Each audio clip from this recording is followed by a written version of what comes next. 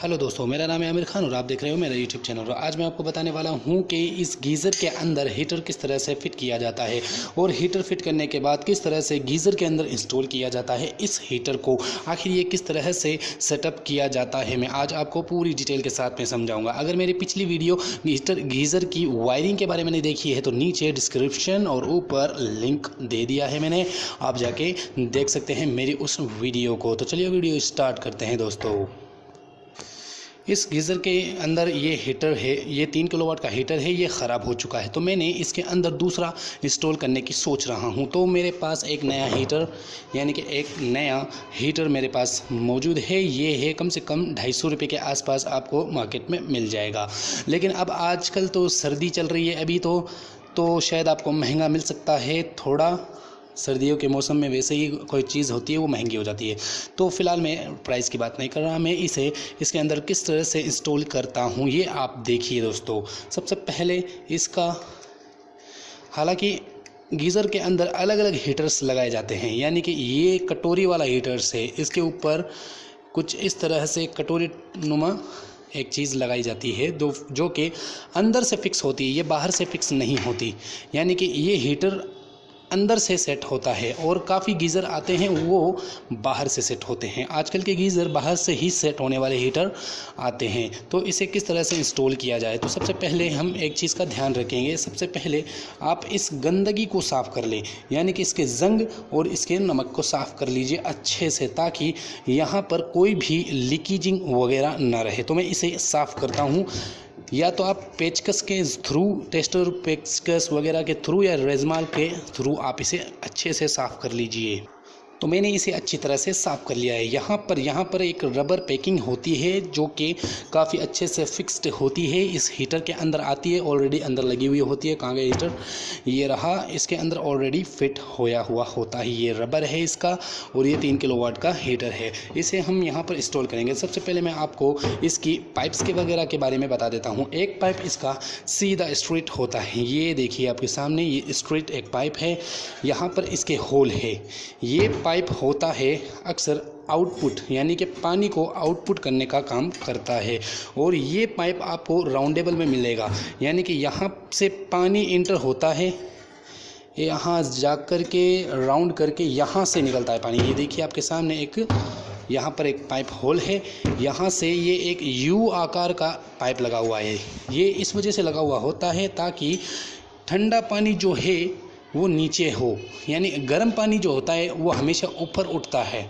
जैसे कि आपने आग को तो देखा ही है, आग हमेशा ऊपर उड़ती हुई नज़र आती है, ना कि साइड में ना इस साइड में, सीधा ऊपर उड़ती हुई नज़र आती है। तो जैसे ही गर्म चीज़ हमेशा ऊपर ही उठती है, तो ठंडे पानी को यहाँ जमा कर लेते हैं, तो ऊपर से सिर्फ हमें हीट यानी कि गर्म पानी ही मिलता है। इसलिए हमें ये मिक्स होने के बाद भी गर्म पानी ही आता है, ठंडा पानी नहीं आता है। तो अच्छे तरीके से इसे फिट करने की टेक्निक आप देख लीजिए किस तरह से हम इसे फिट करते हैं।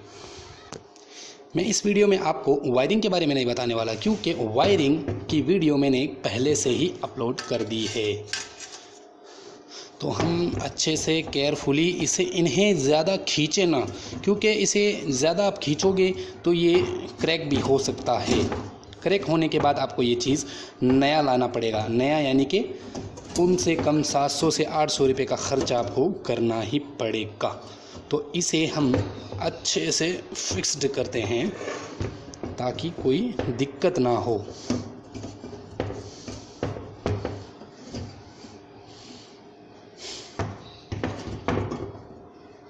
यहाँ पर इसे अच्छे से टाइट कर देना है। पहले आप जगह चूज़ कर लीजिए कि किस साइड इसका हीटर बैठ रहा है। इसका इस साइड पर हीटर बैठ रहा है, तो मैं यहाँ पर, ये कटोरा आपको दिखाई दे रहा है, यहाँ पर एक खाली जगह दिखाई दे रही है।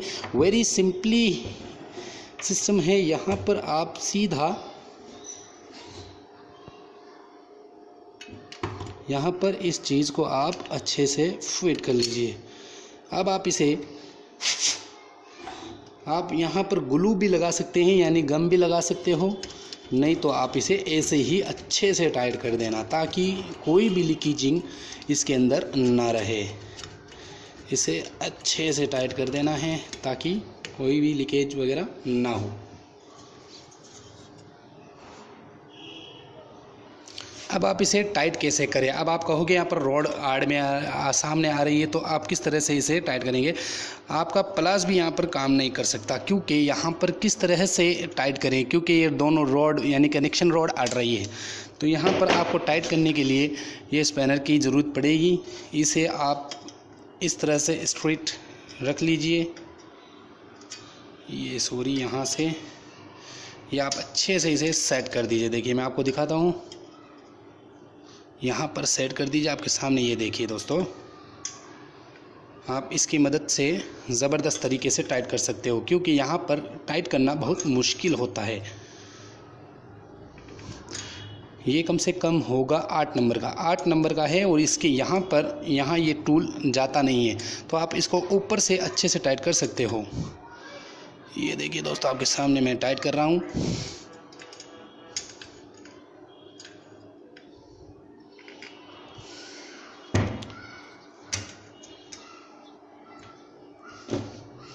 ज़्यादा टाइट हो जाता है तो इसे एक तरीका और है अच्छे से टाइट करने का। इसे कुछ इस तरह से टाइट कर सकते हो।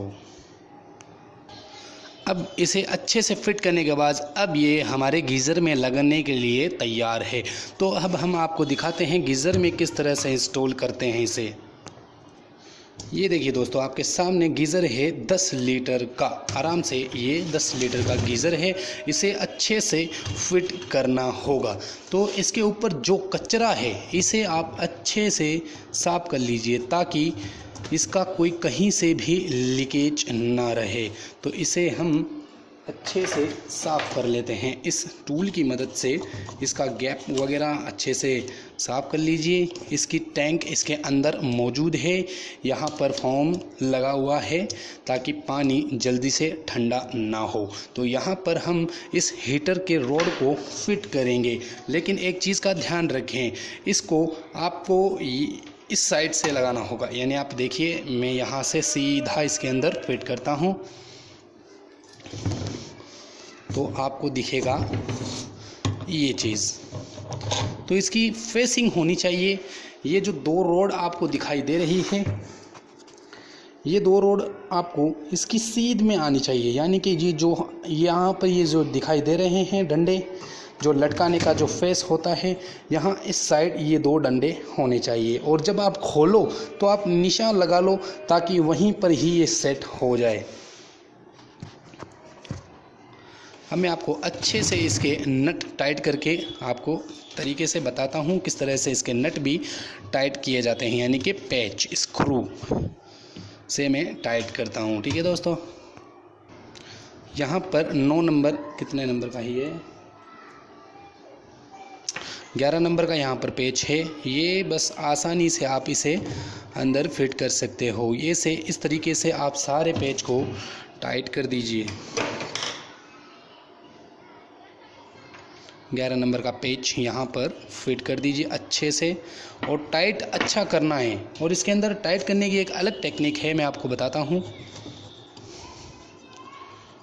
वीडियो अच्छी लगे तो आप कमेंट कर दीजिए, और मेरी पिछली वीडियोस देखिए, आपको बहुत ही अच्छा लगेगा।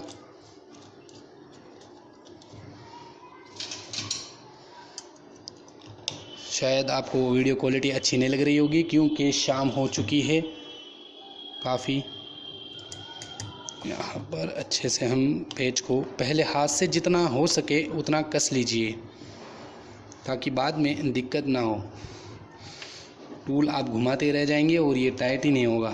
तो आप इसकी मदद से रिंच स्पैनर, यानी कि रिंच पाना हमारे भाषा में बोलते हैं इसे, 11 नंबर का है ये। इसे अच्छे से ऐसे पकड़ के टाइट कीजिए। पहले आप एक बोल्ट को टाइट मत करिए, हल्का टाइट कीजिए।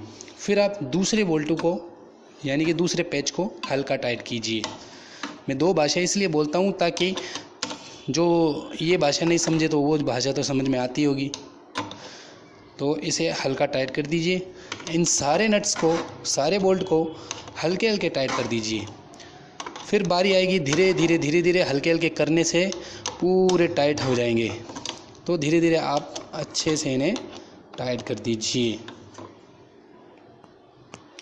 गीज़र ख़राब होने का एक और कारण है, आखिर हीटर क्यों ख़राब होता है। सबसे पहली कंडीशन ये होती है, जब सर्दी आती है हम अपना गीज़र ऑन करते हैं, ठीक है, फिर उसके अंदर से हम वाटर यूज़ लेना लग जाते हैं, यानी कि गर्म पानी यूज़ लेने लग जाते हैं।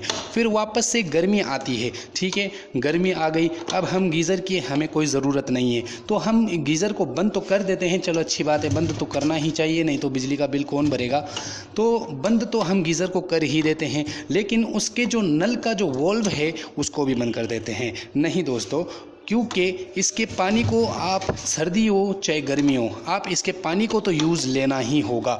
अगर इसके वाटर को आप सारा, मान लीजिए 6 महीने तक गर्मी है, 6 महीने तक हमने इस गीज़र को यूज़ नहीं लिया, तो इसके अंदर जो पानी बैठा हुआ रह गया वो पानी आपका इस गीज़र के हीटर को और इस गीज़र की पाइप्स वगैरह को ख़राब करके रख देगा। फिर अगले साल आप, मतलब सर्दी आएगी, फिर आप इस गीज़र को ऑन करोगे, तो ऑन करने के बाद आपके गीज़र में शिकायत आ जाएगी, फॉल्ट हो गया, गर्म नहीं हो रहा, करंट आ रहा है।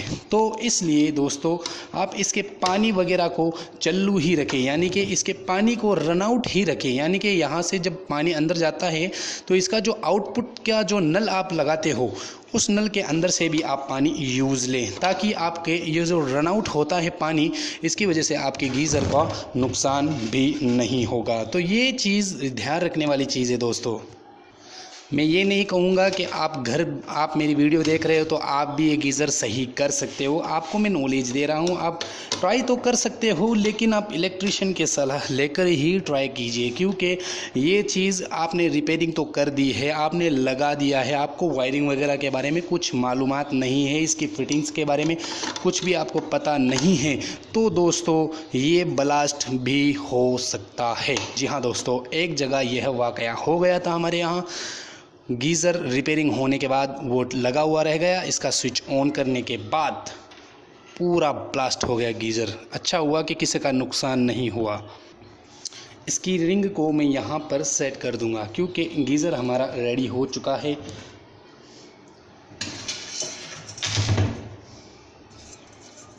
इसकी मैं वायरिंग के बारे में नहीं बताने वाला, वायरिंग की अगर वीडियो देखनी है तो आपको नीचे और ऊपर लिंक दिया हुआ है, आप जाके देख सकते हैं। इसे सेट करने के लिए आपको अच्छे से देखना होगा कि आपके पेच कहाँ पर मिल रहे हैं, ये जो पेच हैं ये कहाँ मिल रहे हैं।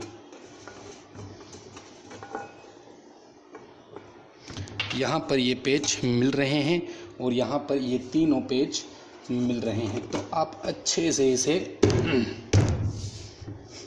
ठोक दीजिए।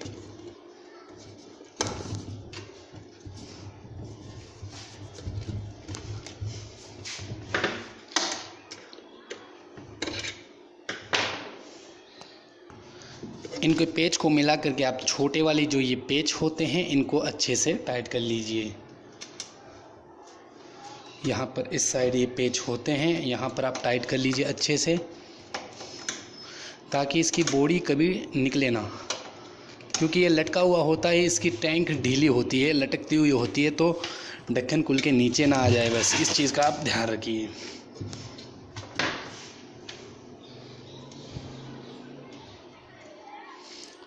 सॉरी दोस्तों अगर वीडियोस लंबी बन जाए तो, क्योंकि मेरी वीडियोस ज़्यादा लंबी बन जाती है इस वजह से, क्योंकि आप लोगों को पूरी डिटेल में बतानी पड़ती है।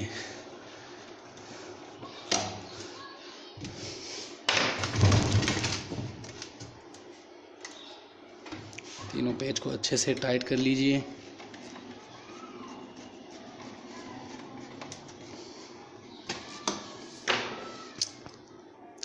तीनों पत्तियों को यहाँ पर मिला दीजिए। देखिए यहाँ पर एक पत्ती मिल गई है, तीनों पत्तियाँ यहाँ पर मिल चुकी हैं। यहाँ पर अब मैं पेच कस देता हूँ एक एक पत्तियों पर, ताकि ये ढीला ना हो, इसका कैप ढीला ना हो। यहाँ पर तीनों पेच मैं यहाँ अटका देता हूँ।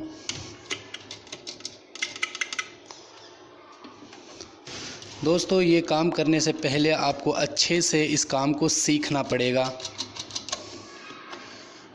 क्योंकि सीखे बगैर तो कोई काम होता भी नहीं है, आपको पता है।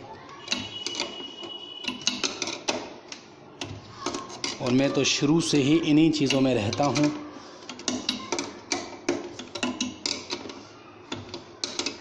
अगर आपके घरों में गीज़र की प्रॉब्लम है तो आप खुद से सही कर सकते हो, लेकिन इलेक्ट्रीशियन की अच्छे से सलाह ले लें।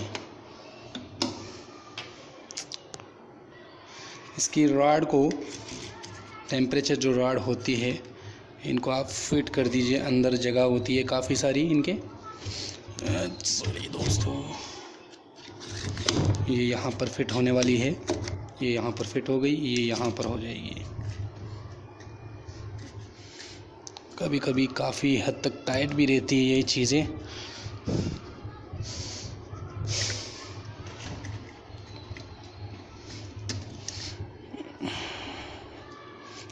दोस्तों ये हो गया फिट। तो मैंने यहाँ पर वायरिंग तो कर दी है कंप्लीट।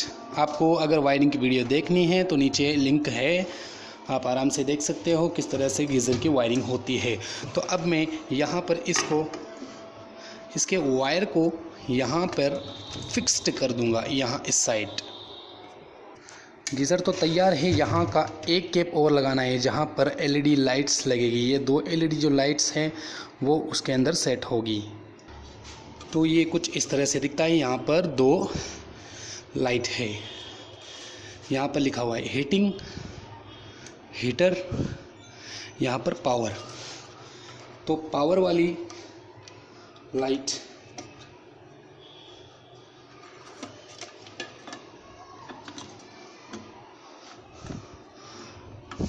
ये है, हीटर वाली लाइट ग्रीन, ये है पावर वाली लाइट। बड़ी आसानी से फिट होते हैं। इन्हें हम सीधा करके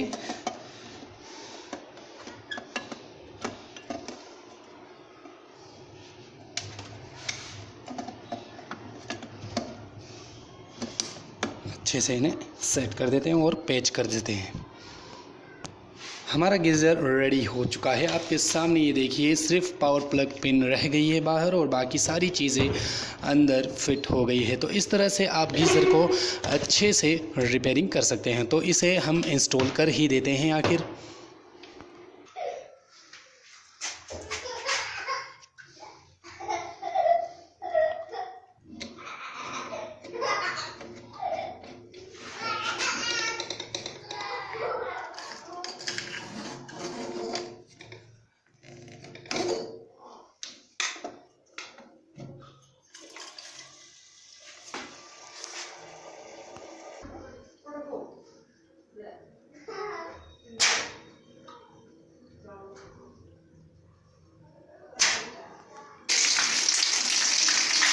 पानी आ गया है।